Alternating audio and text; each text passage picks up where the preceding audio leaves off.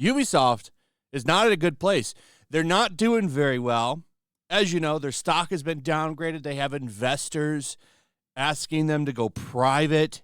It's a mess, all because of the bad year they've been having. It's not just Star Wars Outlaws that failed. They also had that Skull and Bones game fail. That was also in development for a long time. Who even knows how much that game cost? And then, of course, we've got Assassin's Creed Shadows coming, and there's a lot riding on that game. Couple things going on with that. You can tell they're trying to ramp up their push of that game. They put this out the other day, this little technical demo. And, of course, all of the media sites went crazy for it. Assassin's Creed Shadows is the most advanced game yet. You got to focus on the graphics. That's not the best selling point. I mean, okay, it looks cool, but the game still is going to be broken piece of shit probably. Glitches all over the place, just like you're known for doing. I mean, we saw it just recently with Outlaws. That game was a mess. But like I said, they're all running with this. That little technical video pushed several media sites to make puff pieces like this one from CNET.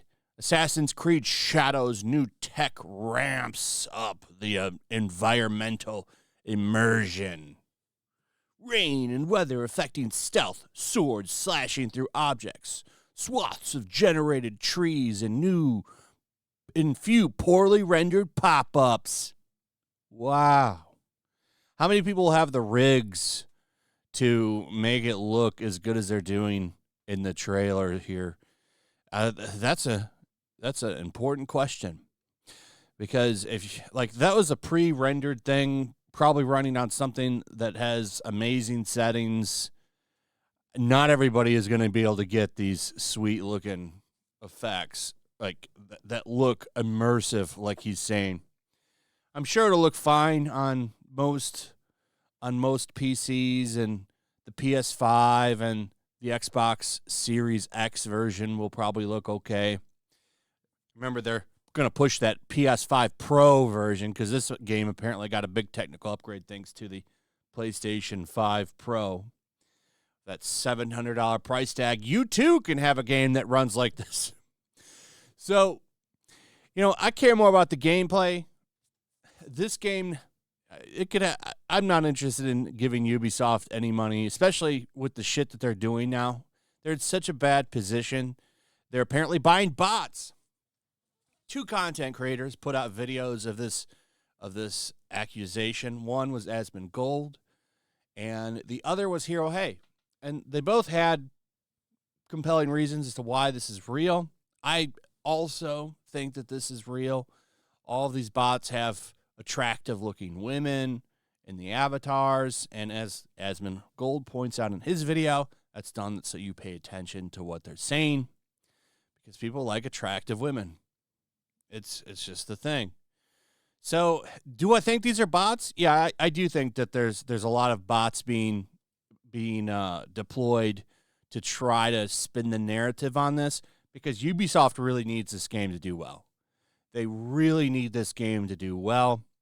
They really are in a bad position right now, because this would be like number 3, or I think even 4. Because I don't think that Avatar game did that well either. I think it sold okay.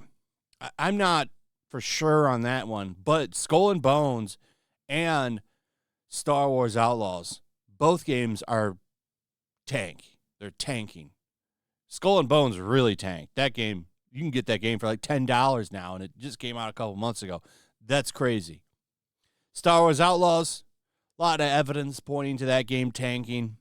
Can't say 100% yet, but I mean, there's a reason their stock is down as hard as it is right now. And that's largely due to Star Wars Outlaws being a flop. If this game flops, they're in a world of shit. Their stock's already down to like $11 something.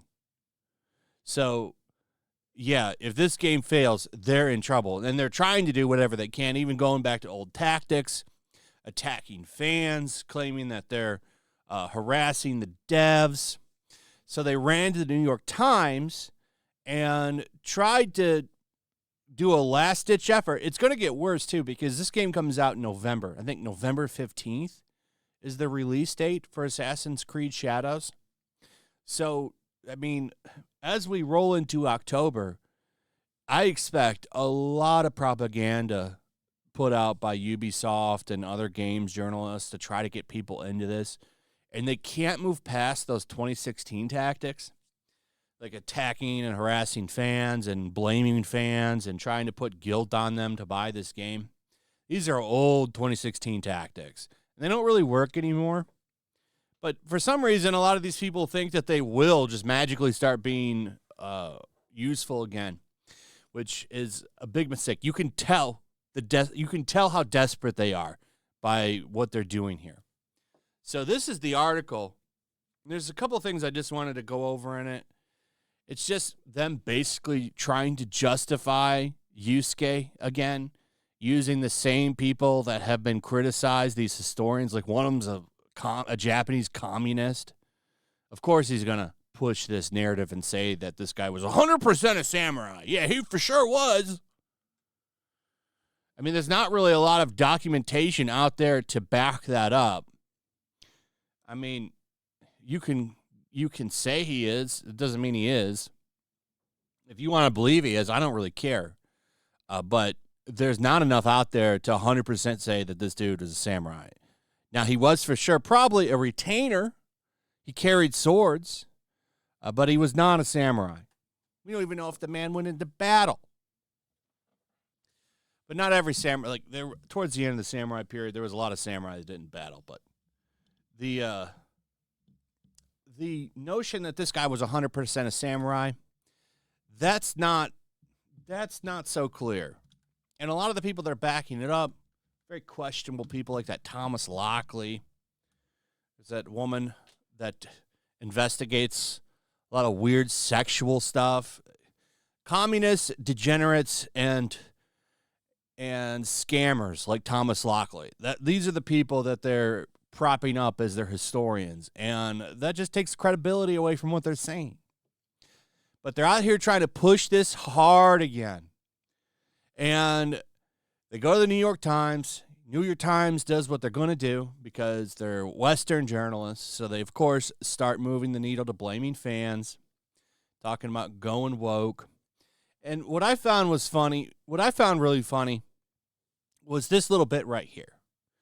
So, as you know, Japan, kind of upset about what's going on with this game. Large Japanese YouTubers have been calling this out, and you're seeing a lot of people from Japan talk about this game and the problems with it and why they don't like it, why they consider it insulting. And they're trying to now say that this is all just a small right-wing political party in Japan. That's where the controversy is coming from. It's really just this small right-wing political party. And the way they use right-wing, think of the words that the New York Times and a lot of these outlets have attached to that. So right there, some people that read this are going to look at that and they're going to say, oh, okay, that's just those racists, Nazis. That's the people they don't like. Oh, okay. Well, I'm gonna buy the game now. I see what's going on here.